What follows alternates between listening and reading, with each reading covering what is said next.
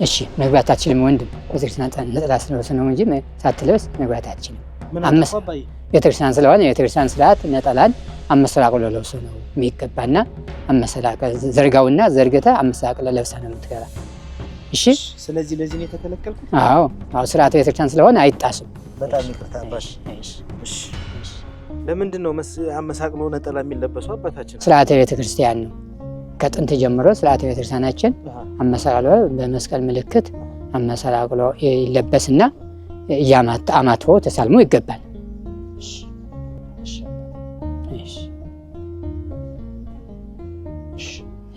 እግዚአብሔር ወለባርከ ይቀጥላል።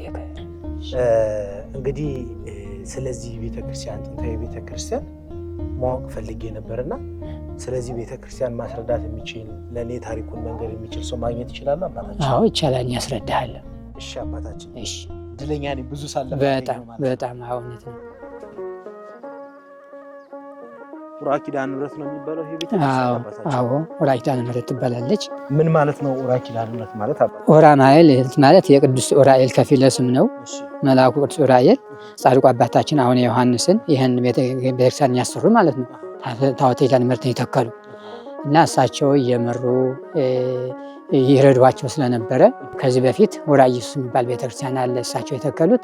ከዛ 9 ዓመት ከተቀመጡ በኋላ ወደዚህ እንዲመጡ ያደረገ ቅዱስ ኡራኤል ነው።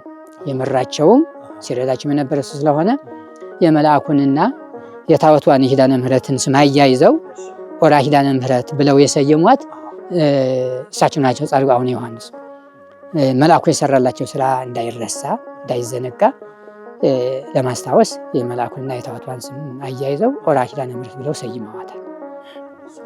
እንግዲህ ቤተክርስቲያን እየገባን ነው።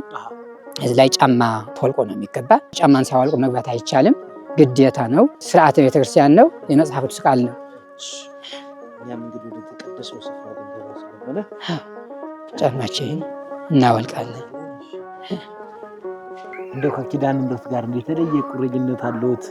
እርስዎ የሚያውቁት ኪዳነ ምሕረት የሰራችልዎት ታምር አለ? በሳላይ ያለን መጽሐፍ በሳላይ ያለን ወለስ ወለበላውላችሁ በሳቸው ያለን በሳላይ ያለን መጽሐፍ እሺ የት ሄዳለሁ አልልም ሲከፋኝ ኪዳነ ምሕረት አንቺ ያለሽልኝ ከአጸደ መቅደስሽ ከስንሽ ስር እረፍቴ በዚያ ነው በቅዱሱ ደብረ። ቤተክርስቲያን አሰራር 3 ክፍል ነው። መቅደስ፣ ቅድስት፣ ቅኔ ማህሌት 3 ክፍል። ከቅድስት ላይ ነው ቁመን ያለነ። ያው ከቅድስቱ ቀጥሎ የመቅደሱ ግድግዳ በአራቱም ማዕዘን የተሳለ ነው ማለት ነው። ከተራራዋ አናት ከደጅሽ መጥቼ ሰምሮልኛል ስምሽን ጠርቼ። ያው እንደምታዩት በዚህ በኩል አብዛኛው የሰማዕታት ስዕል ነው። ከታይ ስንጀምር የእመቤታችን የጌታችን ስዕል አለ። በዚህ ላይ እመቤታችን ገነትን ስትጎበኝ ጌታ ኢየሱስ ገነትን ሲያስጎበኛት ነው የሚያሳየን። ላይ ደግሞ መልአኩ ቅዱስ ሚካኤል እመቤታችንን ሲያስጎበኛት፣ ሲኦልን ሲያስጎበኛት፣ ኃጥአን ሲሰቃዩ ሲያስጎበኛት ነው። እንኳን ለ2018 ዓመተ ምህረት የልደት በዓል ወይም ለጌታችን ለመድኃኒታችን ለኢየሱስ ክርስቶስ ብርሃነ ልደቱ በሰላም አደረሳችሁ አደረሰን። የጌታችን የኢየሱስ ክርስቶስን የልደት በዓል ለማክበር ጌታችን በተወለደበት በቤተልሔም ግርግም ተገኝተን የጌታችን ልደት ለማክበር በቤተልሔም የሰብአ ሰገል ምስጋና ለማመስገን ተዘጋጅተናል። እናንተስ በዚች ልዩ ቀን ለመገኘት አስባችኋል? ካሰባችሁ ከተርቢኖስ አስጎብኝና የጉዞ ወኪል ጋር ከኤፍታህ ስቱዲዮ ጋር በጋራ በመሆን ጉዞ አዘጋጅተናል። ጌታችን ኢየሱስ ክርስቶስ ከተወለደበት ከቤተልሔም ግርግም እስከ ጎልጎታ፣ ከገዳመ ቆሮንጦስ እስከ ጌቴሴማኒ፣ ከባህረ ገሊላ እስከ ዮርዳኖስ ወንዝ እንዲሁም የእመቤታችን የቅድስት ድንግል ማርያም የጡት ወተት ዋሻ ጨምሮ በርካታ ቅዱሳን ስፍራዎችን እንጎበኛለን። ወላጆችን ቤተሰቦችን ቢልኩ ተንከባክበን አድርሰን እንመልሳለን። ተርቢኖስ አስጎብኝና የጉዞ ወኪል ከኤፍታህ ስቱዲዮ ጋር በጋራ በመሆን ያዘጋጀው ልዩ የጉዞ መርሃ ግብር። አድራሻችን መገናኛ ገነት ኮሜርሻል 4ኛ ፎቅ 403 ቁጥር። በስልክ ቁጥር በ0982 55 56 57 እና 0983 55 56 57 ሃሎ ይበሉን። በዘበኛነት ወደ በ87 ነው የመጣው የገባው። በዘበኝነት የገቡት 1987 ዓመት ነው። የ30 ዓመት ማለት ነው ጠብቻለሁ። ዘበኝነት ወደ 30 ዓመት። እንዴት ነው ማለት ቤተክርስቲያንን መጠበቅ እንዴት ነው? አይከብድም? መቼስ ህዝቡ መረጠኝ ያለውኝ አይደለ? ከላይ ከፍ ብሎ አብ ወልድ መንፈስ ቅዱስ እመቤታችን ሲያነግሷት ወይም ደግሞ ዘውድ ሲደፉላት ይታያል ላይ ከፍ ብሎ። ስለዚህ የትኛው አቅጣጫ ነው? እዚህኛው በኩል ማለት ትርጉም አለው? ሰሜን አቅጣጫ የሰማዕታት ብዙ ጊዜ እንግዲህ ሰማዕታቶች በሰሜን አቅጣጫ የሚደረጉበት ትልቁ ምክንያት ያው ወጣቶችን ለማነቃቀት ለሃይማኖታቸው ንቁ እንዲሆኑ ከማሰብ አንጻር ይመስለኛል። እውነት ነው፣ ትክክል ነው። በሴቶች ጋር ደግሞ የተለየ ይሆናል ብዬ አስባለሁ። አዎ፣ በሴቶች በኩል ደግሞ ያው የእመቤታችን በተለይ በአብዛኛው የስደቷ የተቀበለችበት መከራዋን የሚያሳይ ስዕል እንደዚህ የመጥምቁ ዮሐንስም የነ ዘካርያስ የኤልሳቤጥም አለ እና በደቡብ በኩል በሴቶቹ የእመቤታችን ስዕል ነው የሚበዛ። እዚህ በሩ ላይ ደግሞ የቅዱስ ሚካኤልና የቅዱስ ገብርኤል ስዕል እናያለን። ያው ስርዓተ ቤተክርስቲያን በሁሉም በር የመላእክት ስዕል ይገኛል። አሁን በጡረታ ወጥተው ነው አለውኛ ራሲው ደግሞ አሁንም አሉ እየጠበቁ አሁንም እየጠበቁ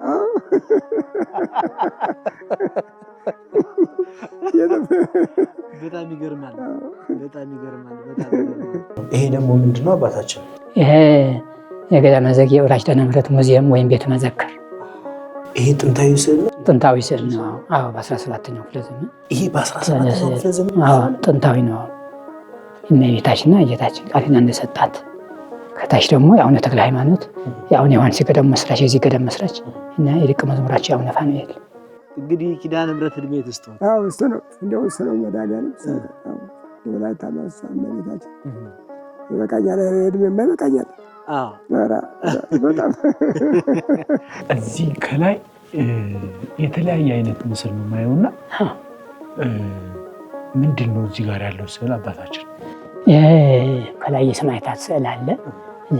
መሀል ላይ ዝቅ ብሎ ደግሞ ሰበዳት የሚባል አውሬ ነው የምናየውና ሰበዳት ጅራቱ እባብ ነው።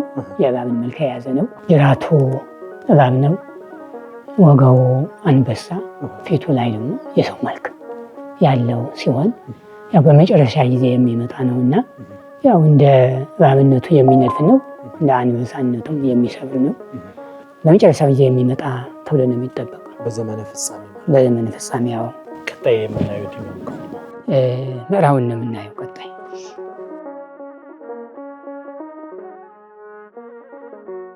እንዲህ ያሁን ወጣት እኮ በ30 ዓመት 40 ዓመት ያለ ልጆች በሕፃንነት ነው የሞቱ አይደለ? አንዱ በ32 በ33 ዓመቱ ሞቱ። አንዲት ደግሞ በ25 ነው በ26 ሞተች። ደግሞ ልጆች ብዙ ነው የሞቱብኝ። እኔን እድሜ ነው ያንተ ያለ እንጂ እነሱ እድሜ ለእነሱ አገሌ ይቦ ነበር። ታዲያ ስንት የሚጠቅመኛል።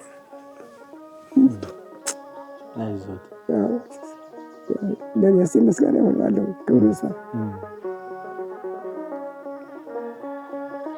ቀጥሎ ብናየው የቤተክርስቲያናችን የመጀመሪያ ጉልላትና መስቀል የነበረ ቅድም ያየነው ቤተክርስቲያን ማለት ነው።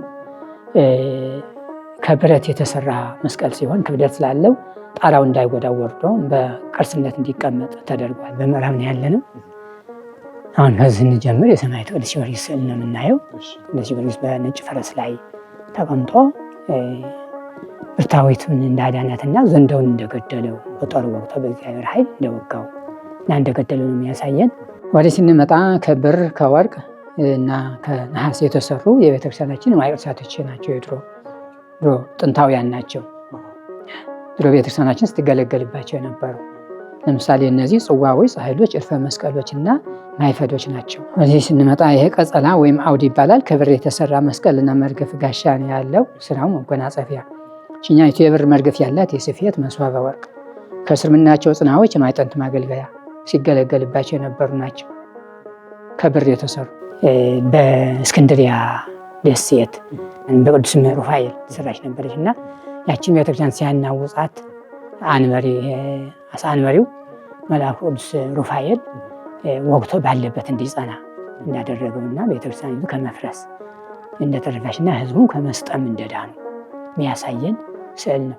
ዳግም ምጽአቱ ቅዱሳን መላእክቶችን አስከትሎ እንደሚመጣ እመቤታችንም መስቀሉን አስከትሎ እንደሚመጣ አምስቱ ችንካሮች ተቸነከረባቸው አምስቱ እነሱም እንደሚታዩና ጻድቃንን በቀኙ ኃጥአን በግራው እንደሚያቆም ለሁሉም እንደየስራው ዋጋውን እንደሚከፍለው ነው የሚያሳየን። በስፋት ለማየት ማለት ስለ ዳግም ምጽአትና ስለ ጌታችን ኢየሱስ ክርስቶስ አመጣጥ ስለ ኃጥአንና ጻድቃን በስፋት ለማየት ማቴዎስ 25:31ን መመልከት ይቻላል። ላይ እመቤታችን ልጇን ታቅፋ ነው የምናያት። ላይ ደግሞ ጌታችን ኢየሱስ ክርስቶስ ተሰቅሎ ነው የምናየው። ቀጥሎ የምናያቸው ዘውዶች ናቸው።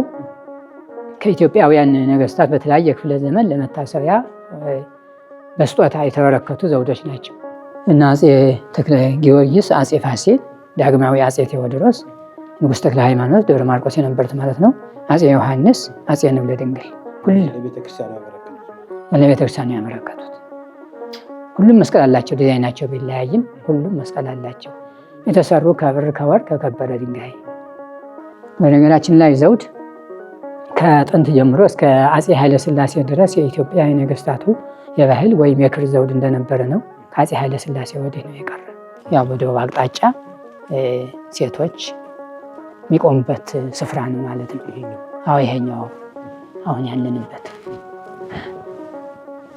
እዚህ ላይ የካህኑ ዘካርያስ እና የባለቤቱ ኤልሳቤጥ ቅዱስ ዮሐንስ ታሪክ ነው የምናየው። ኤልሳቤጥ በስደት ሳለች እንዳረፈች እና ያው ሕፃን ስለሆነ ዮሐንስ ስለማያውቅ ሲጠባ ነው የምናየው። ቀጥሎ የምናያቸው በግዕዝ ቋንቋ የተጻፉ የብራና መጻሕፍቶች ሲሆኑ ዘመናዊ ትምህርትና መሳሪያ ባልነበረበት ዘመን አባቶች ቀለሙን ከተለያየ እጽዋትና ከአበባ ከገብስ፣ ብራናውን ከፍየል ቆዳ፣ መቃውን ወይም ብዕሩን ከሸንበቆ እየቀረጹና እያዘጋጁ በእጅ የጻፏቸው መጻሕፍቶች ናቸው። ጥንታዊ የብራና መጻሕፍቶች ከ9ኛው መቶ ክፍለ ዘመን እስከ 20ኛው መግቢያ ድረስ የተሰሩ ጥንታውያን ቅርሶች ናቸው። ለምሳሌ ይሄኛውን ስንመለከት በ9ኛው መቶ ክፍለ ዘመን የተጻፈ መጽሐፈ ቀሌምንጦስ በብዙ ቦታም የማይገኝ መጽሐፍ ነው። ቀሌምንጦስ የጸሐፊው ስም ሲሆን ጽፎ ሲጨርስ በራሱ ስም ሰይሞታል። እሱ የጻፈው በ1ኛው ክፍለ ዘመን ነው። ኢትዮጵያ አባቶች ወደዚኛው ብራና በ9ኛው መቶ ክፍለ ዘመን ገልጠውታል ማለት ነው። ለምናያቸው በበሬ እርሻውን የሚያርስ ገበሬና 78 ነፍሳት የበላ በላይ ስምዖን ነው የምናያቸው። 78 ነፍሳት ከበላ በኋላ ወደ ጫካ ወደ ሰው አጣና ወደ በረሃ ወጣ። ወደ በረሃ ሲወጣ ይህን ገበሬ ያገኘው እያረሰ ሲያርስ ያገኘው በያዘው ጦር በሮችን ቀይረኝ ሲለው አይሆንም ብሎ እምቢ ያለው እንዳይበላው የማይቻለው ሆነና አልፎት ሄዶ ወዲያው እንዳለፈው ዋሻ አገኘ። ዋሻ ገብቶ በራው ሞተ። ከሞተ በኋላ መላእክተ ጽልመት ነፍሱን ነጥቀው ወሰዷትና 78 ነፍሳት ከበላ ሳይበላ ማለት ነው እመቤታችን ዝክር ይዘክር ነበረ። እንደ አብርሃም እንግዳን የሚያስተናግድ ሰው ስለነበረ እመቤታችን ለማማለድ ቀረበች። እቺ ነፍስ የኔ ወዳጅ የነበረች ናት ማራት ብላ ስታማልድ ስትለምነው ጌታችን ኢየሱስ ክርስቶስን 78 ነፍሳትን የበላ አልምረውም ማለት አይ በስምሽ የዘከረውን ስምሽ የጠራውን በስምሽ ቀዝቃዛ ውሃም ቢሆን የሰጠውን እምርልሻለሁ ብለኸኛልና ያንተ ቃል አይታበልምና ማርልኝ ስትለው እዛ ጌታችን ኢየሱስ ክርስቶስ መልአኩ ቅዱስ ሚካኤልን የበላቸው 78 ነፍሳትና የሰጠውን ውሃ ጥርኝ ውሃ መዝንላት ብሎ ሲለው ያው ለድሃ ውሃ ሰጥቶ ነበርና ውሃውንና ነፍሳትን ሲመዝነው ውሃው ከበደ። እመቤታችን ጥላዋን ጣለችበትና ያው ሚዛን ሚዛኖችም ይታያሉ። የመዘነው ውሃው መዘነና እግዚአብሔር ማረላት ማለት ነው። ወደ መንግስተ ሰማያት ወደ ገነት ገባ ማለት ነው። ቀጥሎ የምናያቸው ካባዎች ወይም የክብረ አልባሳት ከኢትዮጵያውያን ነገስታትና ንግስታት እንዲሁም ከአካባቢ ባላባቶች ከገዳሙ መምህራን የተሰጡ የክብር አልባሳት ናቸው። ይህኛውን አፄ ኢያሱ የሰጡት ቢጫ ወርቅና ወርቀ ዘቦ ዝምዝም ካባ። ቀጥሎ ብናየው የባህል የእናቶች ቀሚስ በ1860 ዓ.ም በእጅ የተጠለፈ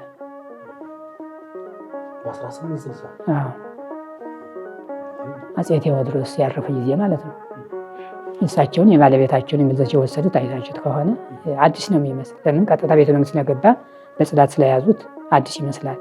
እነዚህ ድባቦች ናቸው። ድባብ እንደምታውቁት ሰው ሲሞት ታዋተ ህጎ ሲወጣ ማጀቢያ ነው። እንኳን ለ2018 ዓመተ ምህረት የልደት በዓል ወይም ለጌታችን ለመድኃኒታችን ለኢየሱስ ክርስቶስ ብርሃነ ልደቱ በሰላም አደረሳችሁ አደረሰን። የጌታችን የኢየሱስ ክርስቶስን የልደት በዓል ለማክበር ጌታችን በተወለደበት በቤተልሔም ግርግም ተገኝተን የጌታችን ልደት ለማክበር በቤተልሔም የሰብአ ሰገል ምስጋና ለማመስገን ተዘጋጅተናል።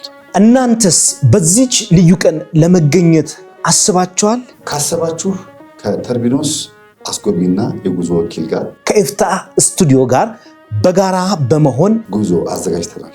ጌታችን ኢየሱስ ክርስቶስ ከተወለደበት ከቤተልሔም ግርግም እስከ ጎልጎታ፣ ከገዳመ ቆሮንጦስ እስከ ጌቴሴማኒ፣ ከባህረ ገሊላ እስከ ዮርዳኖስ ወንዝ እንዲሁም የእመቤታችን የቅድስት ድንግል ማርያም የጡት ወተት ዋሻ ጨምሮ በርካታ ቅዱሳን ስፍራዎችን እንጎበኛለን። ወላጆችን ቤተሰቦችን ቢልኩ ተንከባክበን አድርሰን እንመልሳለን። ተርቢኖስ አስጎብኝና የጉዞ ወኪል ከኤፍታህ ስቱዲዮ ጋር በጋራ በመሆን ያዘጋጀው ልዩ የጉዞ መርሃ ግብር። አድራሻችን መገናኛ ገነት ኮሜርሻል 4ኛ ፎቅ 403 ቁጥር፣ በስልክ ቁጥር በ0982 55 56 57 እና 0983 55 56 57 ሃሎ ይበሉን። ቀጥሎ የእመቤታችን ስደት ነው። በጉዞዋ ላይ ሳለች እሾህ እየወጋት እንቅፋት እየመታት እንደነበረ ሰሎሜና ዮሴፍ ይከተሏት ነበርና ሰሎሜ እሾህ ስታወጣላት እሾሁን በእሾህ ነቅሳ ስታወጣላት ነው የሚያሳየን። በአህያ ተቀምጣ ስትል ትታያለች። ሰሎሜ ቀልባይ ስንቃቸውን ተሸክማ ዮሴፍ አህያውን እየሳበ ሲጓዙ ያሳየናል። አሁን በምስራቁ ላይ እንገኛለን። ምስራቁ እንደምታዩ የተለያየ ስዕል ነው ያለን። 318ቱ ሊቃውንት ስብሰባ የእሌኒ ልጅ ንጉሥ ቆስጠንጢኖስ እንደሰበሰባቸውና ስለ አርዮስ እንደተከራከሩ ተከራክረው እንደረቱትና በመጨረሻ ግን አምኛለሁ ያለ ግን በልቡ አልነበረም፣ በአፉ ብቻ ነበረና ካመንክ ቅዳሴ ከኛ ጋር ቀድስ አሉት። ቅዳሴ ሊገቡ ሲጀምሩ ሊገቡ ሲዘጋጁ ውጭ ወጥቼ ተጸዳልቼ ልምጣ ብሎ ሲወጣ ስላላመነ ሽንት ቤት ወጣለሁ ብሎ ሲወጣ አንጀቱ እንደተዘረገፈ ነው የሚያሳየን። ምክንያቱም ከልብ አልነበረም እና እምነቱ ከአንገት በላይ ስለሆነ በአፉ ስለነበረ አንድ እጁ ተዘርፎ ወጣ፣ ተዘረገፈ። ቀረብን ወንድማችን ሆነ የቀረ ብለው ቢወጡ አስከሬኑ ወድቆ ሞቶ አገኙት። ጸናጽሎች ከቀንድና ከነሐስ ከእንጨት የተሰሩ ጸናጽሎች፣ ከበሮ ከነሐስ ብቻ የተሰራች ከበሮ የባለሰልናት የእመቤታችንና የሰማዕቱ የቅዱስ ጊዮርጊስን ስዕል የያዘች ናት። እዚህ ላይ የዘጠኙ ቅዱሳን የተሰዓቱ ቅዱሳን ታሪክ እናያለን። ለምሳሌ አሁን አረጋዊ እዚህ ላይ አለ። በሰሜን ሀገራችን ደብረ ዳሞ የሚባል ገዳም አለና እዛ ላይ ሲወጡ በዘንዶ እንደወጡ፣ እዛ ደግሞ አቡነ ገሪማ አድዋ አካባቢ መደራ የምትባል ገዳም አለች። አቡነ ገሪማ እዛ ላይ ስንዴውን ዘርተው ወዲያውኑ ዕለቱን አፍርቶ ደርቆ ለ9 ሰዓት መስዋዕት እንደደረሰና በግራር ዛፍ ላይ በበሬ እንትን ብለው ወቅተው ራይተው እንዳደረሱ የሚያሳየን ማለት ነው። እነዚህም እንደዚሁ የግድግዳ ስዕሎች ፍሬሙና መስታይቱ አዲስ ነው። ስዕሎቹ ጥንታውያን ናቸው። ብናየው ጽሑፍ ፍሬሙን ያሰሩልን ግለሰቦች መጽሐፍ ስማቸው ነው። ከናዝሬት ከሞጆ ከአዲስ አበባ የመጡ እንግዶች ናቸው ያሰሩልን። በፍሬም ሳይገቡ በግድግዳው ተሰቅለው ነበር፣ እየተጎዱ ነበርና ለትውልድ እንዲተላለፉ በፍሬም አሰርተውልናል ማለት ነው። 40 ሰማዕታት የሚባሉ ናቸው። እነዚህ ከታች የምናያቸው ማለት ነው። እነዚህ እንደዚህ መደዳውን የምናያቸው በእምነት ያው በእምነታቸው በዲዮቅልጥያኖስ ዘመን በአራተኛው ክፍለ ዘመን ማለት ነው። በአራተኛው ክፍለ ዘመን የተሰየፉ በሃይማኖታቸው አንክድም፣ እምነታችን አንክድም፣ ሰማይና ምድርን አንተንም እኛን ፍጥረቱን የፈጠረ ጌታችን ኢየሱስ ክርስቶስ ነው እንጂ ምናምን ጣዖትን አናምንም፣ ጣዖትን አናመልክም ብለው በእምነታቸው የተሰየፉ ሰማዕታት ናቸው። ማን ነው የሳላቸው እነዚህ ስዕሎች? መቼ ነው የተሳሉት? በ17ኛው በ16ኛው የተሳሉ ስዕሎች ናቸው እነዚህ። አዎ ግን አረጀና ንጉሥ ተክለ ሃይማኖት በገንዘባቸው በጫወታ ደመቅ ያለውን ማለት ነው። በምዕራብ እንደዚሁ በሰሜን እንደዚሁ ታችሁን ደመቅ ያለውን እሳቸው በ19ኛው ክፍለ ዘመን በገንዘባቸው አሳድሰውታል። በነገራችን ላይ አፄ ኃይለ ሥላሴ 747 ዝንጎ ቆርቆሮ ሰጥተው ከዛ ውጭ ነው ቆርቆሮ የሆነ ማለት ነው። ቆርቆሮ የለበሰ ራሳቸው አፄ ኃይለ ሥላሴ ጎብኝተው አይተው ቆርቆሮ መልበስ አለበት ብለው እንዳው እንደተመለሱ ቆርቆሮውን ልከው ከዛ ወዲህ ቆርቆሮ ለብሷል። እድሳት ሲደረግለት ነበር። እርሶ እስኪ ንገሩኝ፣ ከኃይለ ሥላሴ ጋር እንዴት ነበር? ያኔ ስንት ዓመቶት ነበረ?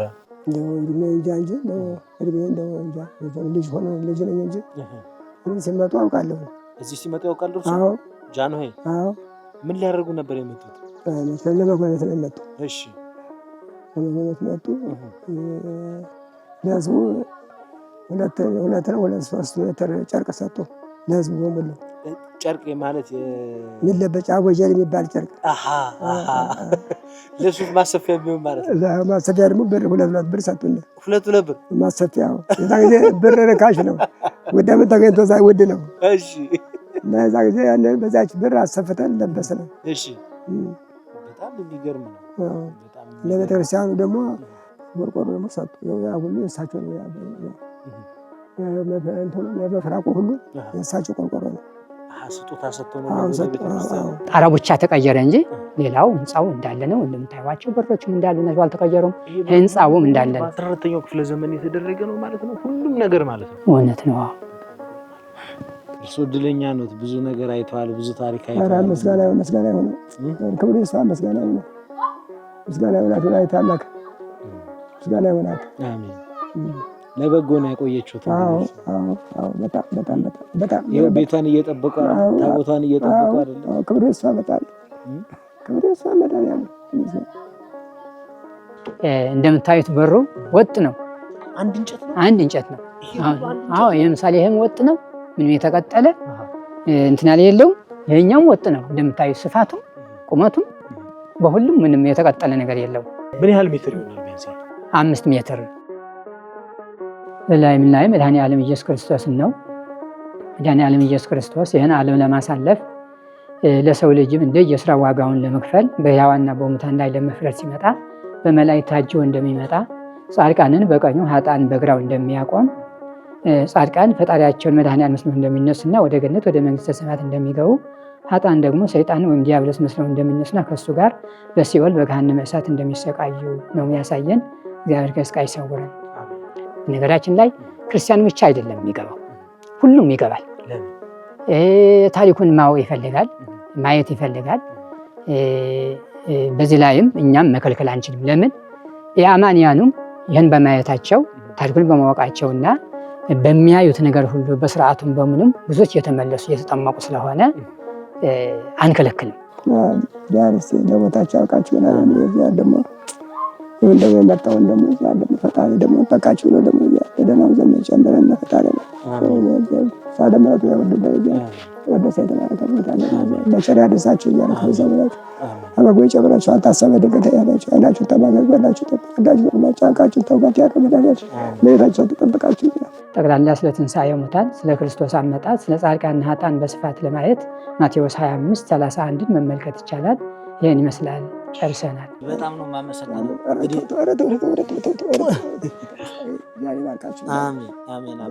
እንኳን ለ2018 ዓመተ ምህረት የልደት በዓል ወይም ለጌታችን ለመድኃኒታችን ለኢየሱስ ክርስቶስ ብርሃነ ልደቱ በሰላም አደረሳችሁ አደረሰን። የጌታችን የኢየሱስ ክርስቶስን የልደት በዓል ለማክበር ጌታችን በተወለደበት በቤተልሔም ግርግም ተገኝተን የጌታችን ልደት ለማክበር በቤተልሔም የሰብአ ሰገል ምስጋና ለማመስገን ተዘጋጅተናል። እናንተስ በዚች ልዩ ቀን ለመገኘት አስባችኋል? ካሰባችሁ ከተርቢኖስ አስጎብኝና የጉዞ ወኪል ጋር ከኤፍታህ ስቱዲዮ ጋር በጋራ በመሆን ጉዞ አዘጋጅተናል።